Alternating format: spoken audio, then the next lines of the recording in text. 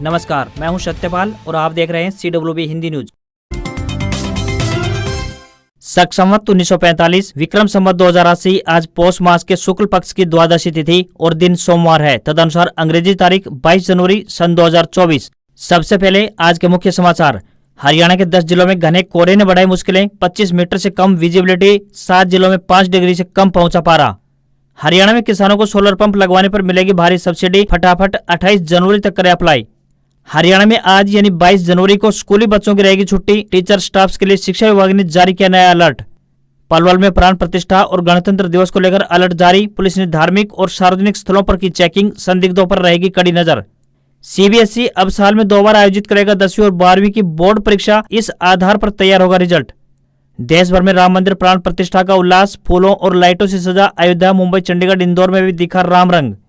कुरुक्षेत्र में BJP JJP पर बरसे पिता पुत्र। हुड्डा बोले बेरोजगारों से कमीशन ले रही है सरकार। दीपेंद्र ने कहा रामराज की बात करने वाले अहंकारी। हरियाणा में धुंध और कोहरे के चलते अगले 1 सप्ताह तक रहेंगी रद्द ट्रेनें, बताएंगे पूरा शेड्यूल। लोकसभा से पहले संभव नहीं निगम चुनाव। हरियाणा सरकार ने इलेक्शन कमीशन को नहीं भेजी वार्डबंदी लिस्ट। 29 तक अपडेटेड वोटर लिस्ट आने की है उम्मीद। दिल्ली एम्स में 22 जनवरी को हाफ डे की छुट्टी कैंसिल। रामलला की प्राण प्रतिष्ठा के लिए छुट्टी दी थी, विवाद के बाद फैसला बदला। और अयोध्या की निगरानी में 10,000 CCTV कैमरे लगे, 31 IPS और 25,000 जवान तैनात। छतों से सरयू तक स्नाइपर्स, AI और एंटी ड्रोन तैनात। और अब खबरें विस्तार से।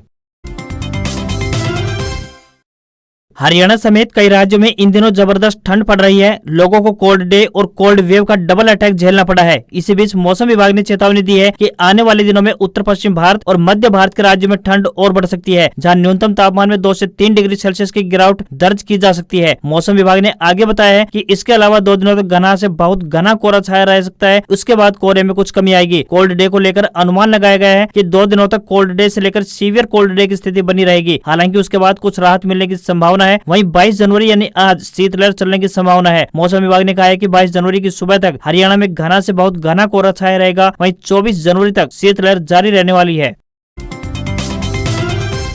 हरियाणा की मनोहर सरकार केंद्र सरकार के साथ मिलकर किसानों के लिए कई कल्याणकारी योजनाएं चला रही है। इन्हीं योजनाओं में से एक बिजली की बचत और सस्ती खेती को बढ़ावा देने के उद्देश्य से सोलर पंप आवेदन योजना है। इस योजना के तहत केंद्र और राज्य सरकार की ओर से किसानों को सोलर पंप लगवाने पर 75% तक की सब्सिडी दी जा रही है। इस योजना का लाभ उठाने के लिए इच्छुक किसानों के लिए 19 जनवरी से आवेदन शुरू हो गए हैं और आवेदन करने की अंतिम तारीख की बात करें तो 28 जनवरी 2024 तय की गई है। सोलर पंप लगवाने के लिए किसान विभाग की पोर्टल सरलहरियाणा.gov.in पर आवेदन कर सकते हैं। इस योजना के तहत किसानों को 3 HP से लेकर 10 HP तक सोलर पंप लगवाने पर सब्सिडी प्रदान की जा रही है।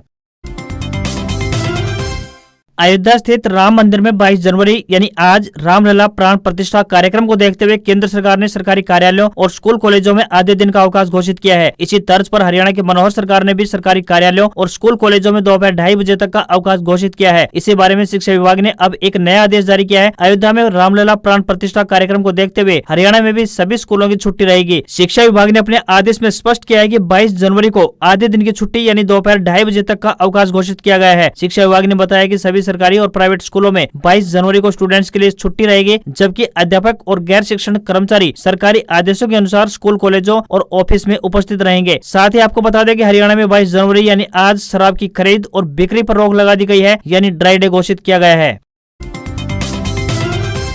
हरियाणा के नेता प्रतिपक्ष व पूर्व मुख्यमंत्री भूपेंद्र सिंह हुड्डा रविवार को कार्यकर्ता सम्मेलन में कुरुक्षेत्र पहुंचे। यह उन्होंने न्याय और अन्याय के धर्म क्षेत्र को प्रणाम किया। कहा कि भगवान श्री कृष्ण की इस पावन धरा पर कर्म करने का उपदेश दिया था। जो व्यक्ति, जो देश, प्रदेश इन उपदेशों का अनुसरण करेगा वह निश्चित ही तरक्की करेगा। 9 साल पहले का हरियाणा और आज का हरियाणा कहां से कहां पहुंच गया है। विकास के हर पैमाने पर नंबर 1 रहा प्रदेश आज बेरोजगारी, महंगाई, कानून व्यवस्था, खेल खिलाड़ियों के अपमान में सबसे अव्वल राज्य में गिना जाता है। बेरोजगारी झेल रहे हरियाणा के युवाओं में से सरकार रोजगार निगम बनाकर कमीशन ले रही है। हुड्डा ने कहा कि कांग्रेस सरकार बनने पर बुजुर्गों को 6,000 रुपए प्रति माह पेंशन दी जाएगी। साथ ही गृहिणियों को 500 रुपए में रसोई गैस सिलेंडर, हर परिवार को 300 यूनिट बिजली मुफ्त, 100 गज मुफ्त प्लाट योजना लागू करने, ओल्ड पेंशन स्कीम लागू करने, बैकवर्ड क्लास के लिए गरीबी लेयर की सीमा को 6 लाख से बढ़ाकर 10 लाख करने की घोषणा की।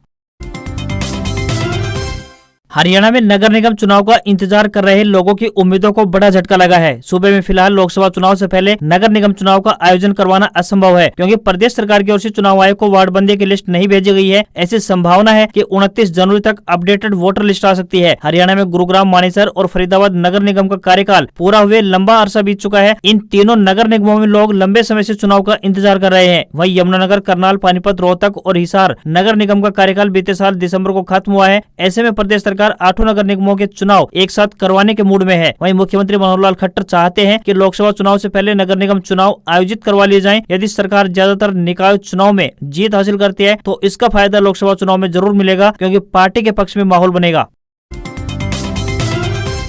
हरियाणा में जनवरी के तीसरे सप्ताह में भी हाड़ कपा देने वाली ठंड पड़ रही है। शीतलहर के साथ ही कई जिलों में धुंध और घना कोहरा छाया हुआ है, जिससे आवागमन प्रभावित हो रहा है। ऐसे में भारतीय रेलवे के द्वारा कई ट्रेनों को रद्द किया जा रहा है। घनी धुंध और कोहरे के चलते रेलवे की ओर से अगले 7 दिनों के लिए 7 ट्रेनों को रद्द कर दिया गया है। इनमें से ज्यादातर ट्रेनें रेवाड़ी के रास्ते से होकर गुजरती है। Train number 04469 Rewari Delhi special train 28 जनवरी तक रद्द रहेगी। Train number 19701 Jaipur Delhi cantt train 27 जनवरी तक रद्द कर दी गई है। Train number 19702 Delhi cantt Jaipur train 22 यानी आज से लेकर 29 जनवरी तक रद्द रहेगी। वहीं ट्रेन नंबर 14727 श्री गंगानगर तिलक ब्रिज ट्रेन 27 जनवरी तक रद्द कर दी गई है। वहीं ट्रेन नंबर 14737 भिवानी तिलक ब्रिज ट्रेन 28 जनवरी तक रद्द रहेगी। वहीं ट्रेन नंबर 14738 तिलक ब्रिज भिवानी ट्रेन 28 जनवरी तक रद्द रहने वाली है। ट्रेन नंबर 14728 तिलक ब्रिज श्री गंगानगर ट्रेन 28 जनवरी तक रद्द रहेगी। सीबीएसई की बोर्ड कक्षाओं के प्रैक्टिकल के अंक एक बार ही पोर्टल पर अपलोड होंगे। बाद में इन अंकों में स्कूल कोई सुधार नहीं कर पाएगा। ऐसे में केंद्रीय माध्यमिक शिक्षा बोर्ड की तरफ से दिशा निर्देश जारी किए गए हैं कि स्कूल बोर्ड के पोर्टल पर प्रैक्टिकल के सही अंक अपलोड करें। सभी स्कूलों में सीबीएसई कक्षा 10वीं और 12वीं की प्रैक्टिकल परीक्षाएं 14 फरवरी तक आयोजित की जाएंगी। बोर्ड का कहना है कि पोर्टल पर अंक अपलोड करना स्कूलों की मुख्य जिम्मेदारियों में शामिल है, इसलिए स्कूलों को यह सुनिश्चित करना होगा कि छात्रों को बिल्कुल सही अंक दिए गए हों। वहीं यदि स्कूल गलत अंक एक बार पोर्टल पर अपलोड कर देते हैं तो इसमें कोई सुधार नहीं हो पाएगा। हरियाणा की मनोहर सरकार सड़क नेटवर्क को मजबूत करने की दिशा में तेजी से आगे बढ़ रही है, ताकि यात्रियों को आरामदायक सफर का आनंद मिल सके। इसी कड़ी में हिसार जिले के हांसी शहर से तोशाम को जाने वाली सड़क की विशेष मरम्मत की जाएगी। इस काम के लिए पीडब्ल्यूडी द्वारा टेंडर आमंत्रित किया गया है। इसके लिए लगभग 11.5 करोड़ रुपए का बजट निर्धारित किया गया है। हांसी शहर से तोशाम को जाने वाली सड़क खस्ताहाल हो चुकी है और सड़क कम और गड्ढे ज्यादा दिखाई पड़ रहे हैं। ऐसे में अब लोक निर्माण विभाग ने इस सड़क मार्ग की विशेष मरम्मत करने की तैयारी कर ली है। इस सड़क मार्ग से रूट पर पड़ने वाले अनेक गाँव के लोगों को काफी राहत पहुँचने वाली है। हरियाणा में लोकसभा और विधानसभा चुनाव से पहले कांग्रेस हाईकमान ने अनुशासन action committee, political affair committee, प्रदेश इलेक्शन कमेटी और इलेक्शन मैनिफेस्टो कमेटी बना दी है। इनके जरिए हाईकमान ने हरियाणा कांग्रेस की गुटबाजी रोकने की कोशिश की है। इसके लिए 4 कमेटियों में से 3 की कमान हुड्डा कैंप को दी है। हालांकि 2 कमेटियों में हरियाणा कांग्रेस के एसआर के ग्रुप यानी कुमारी शैलजा, रणदीप सुरजेवाला और किरण चौधरी को भी शामिल किया गया है। कांग्रेस पार्टी के राष्ट्रीय अध्यक्ष मल्लिकार्जुन खड़गे द्वारा गठित हरियाणा की प्रदेश इलेक्शन कमेटी का नेतृत्व राज्य इकाई के अध्यक्ष उदय भान को दिया गया है। इसमें पूर्व सीएम भूपेंद्र सिंह हुड्डा, कुमारी शैलजा, रणदीप सिंह सुरजेवाला, किरण चौधरी, दीपेंद्र सिंह हुड्डा और रघुवीर सिंह कादियान को शामिल किया गया है। आफ्ताब अहमद, कैप्टन अजय यादव और कर्नल रोहित चौधरी को सदस्य की जिम्मेदारी सौंपी गई है। हरियाणा में गुटबाजी के कारण पार्टी को साल 2014 और 2019 में लोकसभा के साथ ही विधानसभा चुनाव में काफी नुकसान उठाना पड़ चुका है। गुटबाजी के कारण ही प्रदेश के पहली पंक्ति के नेता अपने अपने क्षेत्र में सक्रिय रहे हैं। अभी भी हालात ऐसे ही बने हुए हैं। केंद्रीय माध्यमिक शिक्षा बोर्ड यानी सीबीएसई से जुड़ी एक बड़ी खबर सामने आ रही है। बोर्ड इस साल से साल में 2 बार 10वीं और 12वीं की वार्षिक परीक्षा की व्यवस्था लागू करेगा, यानी कि शैक्षणिक सत्र 2024-25 पहला बैच होगा, जिसके स्टूडेंट्स को साल में 2 बार बोर्ड की वार्षिक परीक्षा में शामिल होने का अवसर मिलेगा। शिक्षा मंत्रालय के एक अधिकारी ने जानकारी देते हुए बताया है कि शैक्षणिक सत्र से सीबीएसई बोर्ड साल में 2 बार परीक्षा का आयोजन करेगा। हालांकि 10वीं और 12वीं के स्टूडेंट्स के लिए दोनों बार परीक्षा में शामिल होना अनिवार्य नहीं होगा। उन्होंने बताया कि एक बार अवसर मिलने से डर के कारण होने वाले तनाव को घटाने के लिए विकल्प पेश किया गया है। यदि कोई स्टूडेंट्स पहली बार के रिजल्ट से संतुष्ट नहीं है तो वह दूसरी बार परीक्षा में शामिल हो सकते हैं। इस साल जो स्टूडेंट्स कक्षा 10वीं और 12वीं में आएंगे उन्हें अपनी पहली बोर्ड परीक्षा देने का मौका इसी वर्ष नवंबर-दिसंबर 2024 में मिल सकता है। इसके बाद उनकी दूसरी बोर्ड परीक्षा फरवरी-मार्च 2025 में होगी। दोनों परीक्षाओं में बैठने वाले स्टूडेंट्स का बेस्ट स्कोर ही लिया जाएगा और उसी स्कोर के आधार पर रिजल्ट की मेरिट बनेगी। एसआरके ग्रुप की संदेश यात्रा ने रविवार को चरखे दादरी जिले में प्रवेश किया। यात्रा का कार्यकर्ताओं ने अनेक गांव में भव्य स्वागत किया और पार्टी नेताओं ने गांव के साथ दादरी शहर में संबोधित करते हुए आगामी लोकसभा व विधानसभा चुनाव में सहयोग व समर्थन मांगा। पूर्व केंद्रीय मंत्री कुमारी शैलजा, पूर्व मंत्री व विधायक किरण चौधरी और कांग्रेस की कार्यकारी प्रदेश अध्यक्ष पूर्व सांसद श्रुति चौधरी यात्रा के दौरान रथ की छत पर कड़कड़ाती ठंड में लोगों का अभिवादन करते हुए संबोधित किया। यात्रा के दौरान मीडिया से बात करते हुए पूर्व केंद्रीय मंत्री कुमारी शैलजा ने कहा कि हरियाणा कांग्रेस में सीएम का चेहरा हाईकमान तय करता है। किसी नेता के पक्ष में नारेबाजी करने से सीएम नहीं बनता। पार्टी प्रभारी दीपक बाबरिया की चिट्ठी को कुमारी शैलजा ने कहा कि यह पार्टी का अंदरूनी मामला है और इससे हम अपने स्तर पर निपटेंगे।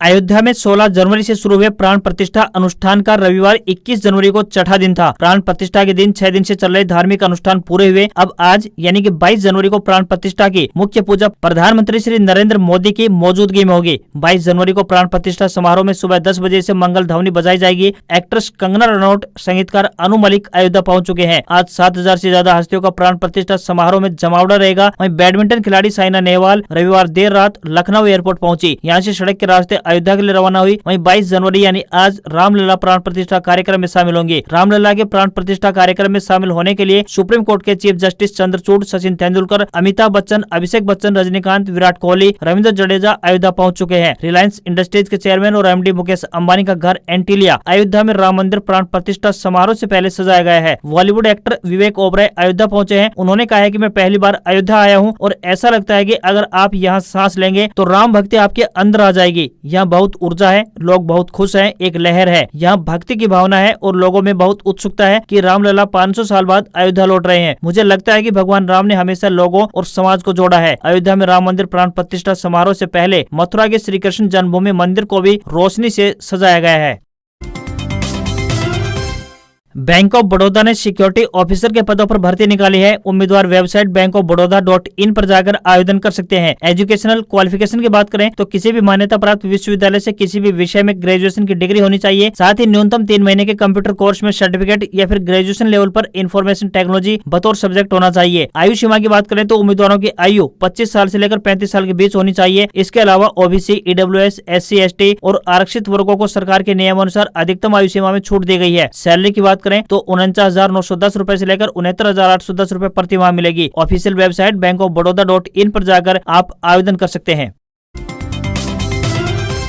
राम मंदिर में रामलला के प्राण प्रतिष्ठा को अब चंद घंटे ही शेष बचे हैं। रामनगरी भगवान के स्वागत के लिए सज धज कर तैयार है। साधु सरयू घाट पर धुनी रमाए हुए हैं। घाटों पर स्नान चल रहा है। राम मंदिर से भक्त दूर हैं क्योंकि मसला सिक्योरिटी का है, लेकिन बाकी अयोध्या ऐसे तैयार की गई है मानो आज दीपावली हो। अयोध्या उत्साह में है, उमंग में सरोबार है। देखकर ऐसे लगता है जैसे पूरे शहर में शादी विवाह की तैयारियां चल रही है। सड़कों पर सिर्फ फूल ही फूल है। पेड़ को झालरों से सजाया गया है। नए वाल्मीकि एयरपोर्ट से राम मंदिर जाने वाले रास्ते को फूलों से सजाया गया है। जगह जगह सांस्कृतिक कार्यक्रम हो रहे हैं, नृत्य और कई गायन हो रहा है। राम मंदिर की तरफ बढ़े तो यहाँ की सड़कों पर फोर्स तैनात है। मशीन गन से लेकर AK-47 तक कमांडो तैनात हैं। हेलीकॉप्टर से निगरानी की जा रही है। वहीं सड़कों पर जगह जगह कमांडो सायरन बजाती गाड़ियां नजर आ रही हैं। टाटा मोटर्स अपने पैसेंजर व्हीकल सेगमेंट की कारों की कीमत 1 फरवरी 2024 से बढ़ाने वाली है, जिसमें इलेक्ट्रिक व्हीकल्स यानी EV भी शामिल होंगे। टाटा मोटर्स इनपुट कॉस्ट में हुई बढ़ोतरी की भरपाई करने के लिए कदम उठा रही है। इससे पहले मारुति भी 16 जनवरी से अपने सभी मॉडलों की कारों की कीमतों को ऑन एवरेज 0.45% बढ़ा दिया है। इसके अलावा महिंद्रा निथार, स्कॉर्पियो एन, स्कॉर्पियो क्लासिक और XUV 700 की कीमतों में भी बढ़ोतरी कर चुकी है। हालांकि महिंद्रा XUV 700 के कुछ वेरिएंट्स की कीमत में कटौती भी की है। एक महीने पहले 10 दिसंबर को टाटा मोटर्स ने अपने सभी कॉमर्शियल व्हीकल्स के दाम 3% तक बढ़ाने का भी ऐलान किया था। इसके बाद 1 जनवरी से कॉमर्शियल व्हीकल के बढ़े हुए दाम प्रभावी रूप से लागू भी हो गए हैं। वहीं मैन्युफैक्चरिंग कॉस्ट बढ़ने के कारण कीमतों में ये इजाफा किया गया है। आज खबरों में बस इतना ही। देखते रहिए आपका अपना हरियाणा का सबसे बेहतरीन news channel CWB Hindi news. नमस्कार, आपका दिन शुभ रहे।